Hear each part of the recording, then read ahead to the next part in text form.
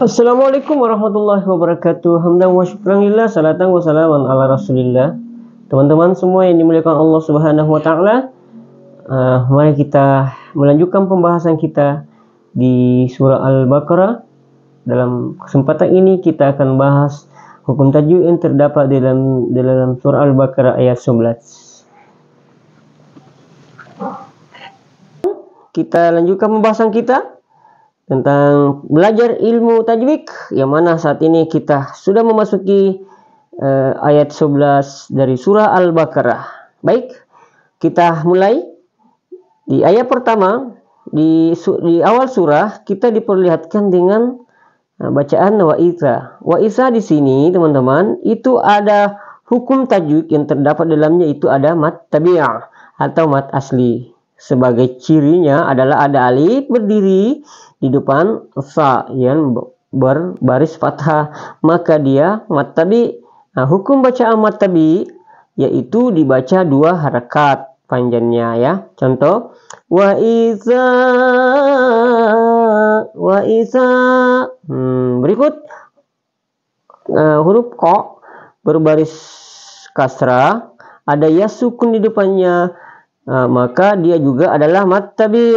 Cara membacanya juga adalah dua harakat.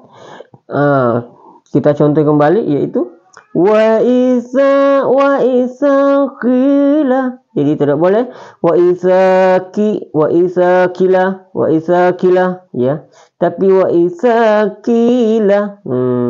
Begitu teman-teman. Jadi ini semua dua-duanya ini adalah, walaupun berbeda dia tanda matnya, ini juga berbeda tanda matnya dua-duanya, tapi sama-sama masuk sebagai mad asli atau mad tabi ya teman-teman, begitu ya. Jadi kalau kita melihat begini, maka baca dia dua harakat panjangnya karena dia adalah mad tabi ya. Selanjutnya lahum ya. Lahum ya, ini lahum teman-teman ya. Mim sukun, ada mim sukun. Kita pahami bahwa ketika ada mim sukun ya bertemu dengan la ya ini, maka dia adalah hukum tajwidnya izhar syafawi ya teman. Izhar syafawi. Izhar syafawi itu menandakan dari kalimat ini itu ada mim sukun bertemu dengan salah satu huruf izhar, yaitu la ya. Maka hukum bacaannya atau cara membacanya itu dibaca jelas tanpa dengung. Jadi tidak boleh dengung. Jadi ketika kita sebut ini mim hum, langsung masuk ke la. Jadi lahum la ya. Begitu teman-teman. Jadi langsung dimasukkan di huruf la, begitu. Berikut juga setelah kita sebut lahum la dia izhar, ada lagi la ini ada alif berdiri di depan la ya, cuma bersambungan dengan alif la cara penulisannya ya. Maka la ini dia adalah mad tabi ya, dia mad tabi begitu, karena ada lam yang alif berdiri di sini. Jadi setiap kita menemukan seperti ini, maka baca dua harakat, dipanjangkan dua harakat, begitu teman-teman ya. Tufsidu. Di sini tufsidu juga adalah mad tabi'ah. Kenapa? Contoh ya, ini ada waw sukun di depan, sebelumnya itu ada huruf hijaiyah yang berbaris dhamma. Ini dhamma.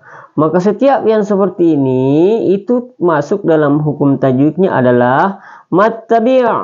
Cara membaca mad tabi itu dibaca dua harakat panjangnya. Contoh la tufsidu ya, begitu ya. Boleh juga panjang-panjang, la tufsidu ya, tapi la tufsidu.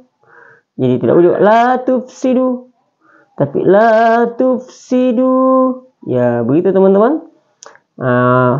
Selanjutnya kita masuk di fil. Fil ar. Fil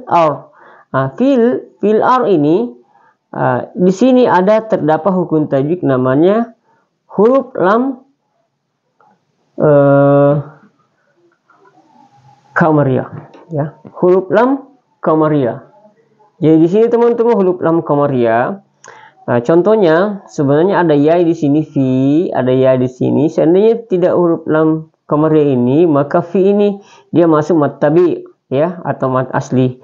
Tapi karena ada alif lam qamariyah, maka di sini yaitu bukan mad, ya, tidak boleh dibaca mad. Kita baca fil, tapi fil, ya. Walaupun sebenarnya ada mad di sini, ada ya sukun, ya teman, ada ya sebenarnya sukun tapi sembunyi, ada fi, tapi karena digantikan oleh fil, alif lam namanya alif lam qamariyah, maka fil ini langsung dimasuk di fi,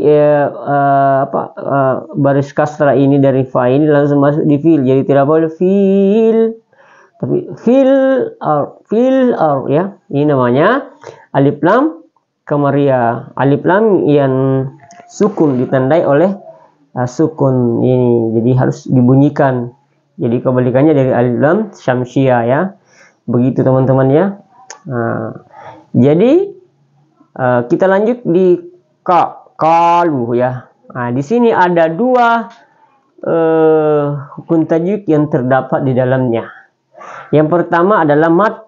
Di sini berkata fathah, ya, ada alif berdiri lagi di depannya. Maka seperti biasa ketika seperti ini dia masuk mad tabi atau mad asli. Cara membacanya adalah 2 harakat. Jadi kalau di selanjutnya kita dapat seperti ini, maka dia adalah mad tabi, teman-teman, ya. Nah, insyaallah kita baca 2 harakat. Qalu, jadi tidak boleh qalu, ya, 2 harakat. Tidak boleh qalu. Jadi 2 harakat. Alu. Lam dhamma ada wasukun. Dia sebenarnya mad tabi'ah, tapi karena ada di atas yang seperti ini, yang baris yang ada panjang di sini tanda, maka dia masuk di mad jaiz munfasil. Mad jaiz munfasil. Hukum bacaan mad jaiz munfasil itu dibaca 2, 4 atau 5 harakat. Jadi agak panjang dari mad. Jadi contoh qalu, jadi 2 harakat itu. Kemudian misalkan 4 qalu, ya. Begitu. Atau 5 qalu, ya, begitu. Jadi ini namanya mad jaiz munfasil. Berikutnya adalah innama nahnu. Innama ini ada namanya gunnah, ya, gunnah. Yang mana contoh gunnah? Ini ada nun tasdik berbaris fathah, ya, maka dibaca gunnah, didengunkan. Contoh inna, jadi bukan innama, begitu, didengunkan, ya, innama. Mim juga ini dia termasuk mad tabi'ah. Apa tandanya? Seperti biasa-biasa ketika ada huruf yang berbaris fathah, kemudian di depannya ada alif berdiri tanpa baris, maka dia dipanjangkan 2 harakat karena termasuk mad tabi'. Berikutnya di ini muslihun. Di sini muslihun, teman-teman, itu ada hukum tajwid namanya mad arid lis sukun. Mad arid lis sukun ini apabila ada mad tabi, ini mad tabi menghadapi huruf hidup selain huruf mad. Ini mad di huruf mad, ya. Kemudian bacanya diwakafkan atau berhenti. Jadi ketika ada yang seperti ini cara kalimat yang terdapat di bacaan Al-Quran itu, maka dia masuk mad arid lis sukun. Cara membacanya itu dibaca panjang 2, 4 atau 6 harakat. Contohnya muslihun, Wa idza qila lahum. Jadi kita ulangi ya bacaannya ya. Wa idza qila lahum la tufsidu fil ardi qalu innama nahnu muslihun.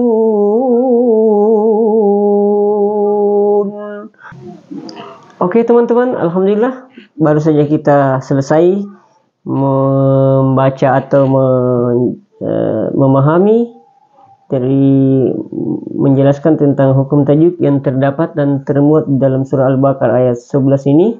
Mudah-mudahan insyaallah ada manfaatnya, dan jangan lupa dibantu like, subscribe, like and share, dan insyaallah bernilai amal jariah di hadapan Allah Subhanahu wa taala. Amin amin ya rabbal alamin. Assalamualaikum warahmatullahi wabarakatuh.